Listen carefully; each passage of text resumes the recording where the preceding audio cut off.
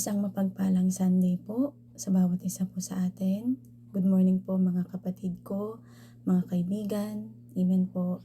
At sa mga iba po na makakapanood po ng morning devotion short video po na ito. Ang aking share po ngayong umagang ito ang ating Bible verse devotion na binigay po sa akin ng Lord doon po sa aklat po ng Juan chapter 8 verse 31 to 32.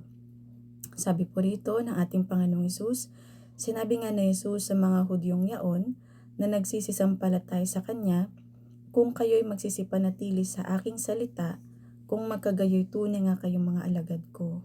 Verse 32, at inyong makikilala ang katotohanan at ang katotohanan ay magpapalaya sa inyo. Sa buhay po natin, amen po, tayo po ay nakakulong sa ating comfort zone. May mga kanya-kanya tayong comfort zone sa ating mga buhay. Kumbaga, may mga bagay tayo sa buhay natin na nakatago pa rin tayo. Amen po. At yung buhay po natin ay gusto nating magbago. Amen. Gusto natin makawala doon sa mga bagay na which is na nagpapaalipin po sa atin. Amen po sa ating buhay. Ano-ano po yung mga bagay na nagpapaalipin sa atin? Katulad na lamang po unang-una dyan yung bisyo. Amen po. Yung alak, sigarilyo. Amen po. At ano pa po?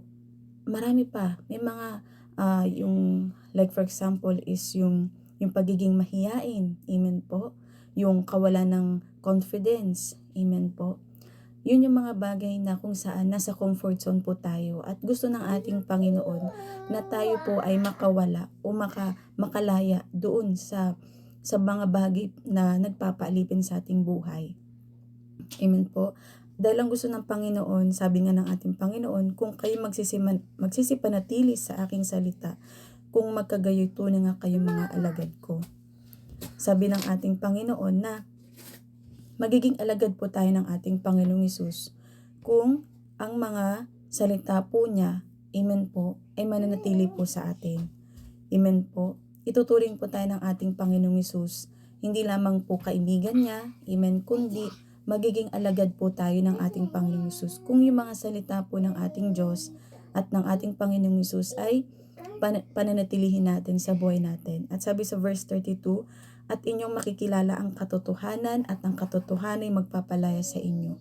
Walang ibang katotohanan kundi po si Jesus Christ. Dahil ang sabi po sa John 14 verse 6, sabi ni Jesus, ako ang daan, katotohanan at ang buhay. Walang sino mang makaparoroon sa Ama kundi sa pamagitan ko. Only Jesus Christ po ang katotohanan sa buhay natin. Kailangan kapatid tanggapin mo si Jesus sa buhay mo. Kung alam mo at ramdam mong wala pa dyan si Jesus sa buhay mo at nasa comfort zone ka pa, amen. Tanggapin mo si Jesus, yung mga salita niya, panghawakan mo sa buhay mo at tutulungan ka ng Panginoong Hesus, amen po, na makalaya diyan sa mga bagay na nagpapaalipin sa buhay mo. Gusto mong magbago pero hindi mo magawa. Amen po, dahil nakakulong ka, nakakadena ka doon sa mga bagay na nagpapaalipin sa'yo sa mundong ito. Yung mga ginagawa mo po sa buhay na malayo o hindi kalooban ng Lord. Ang gusto ng Panginoon, kapatid, kaibigan, mabago ka. Gusto ng Panginoon, magkaroon ka ng tunay na relasyon sa Kanya. At yung mga salita niya, nasa buhay mo, nasa buhay po natin, ipinapamuhay natin. Amen. Dahil ang ating Panginoong Hesus lamang po ang makakapagpalaya po sa atin at ang mga salita po niya. Amen po. Gusto ng Panginoon makapiling ka niya, makasama ka niya. Kaya mga kapatid, kaibigan, lapit tayo sa Panginoon. Sa Kanya lamang po natin matatagpuan ang tunay na kalayaan. Amen po. Na hinahanap ng buhay natin. Sa Kanya lang matatagpuan ang tunay na pagbabago. Amen po. Kung atin siyang kikilalanin sa buhay natin, tatanggapin natin bilang ating Diyos, Panginoon at tagapagligtas.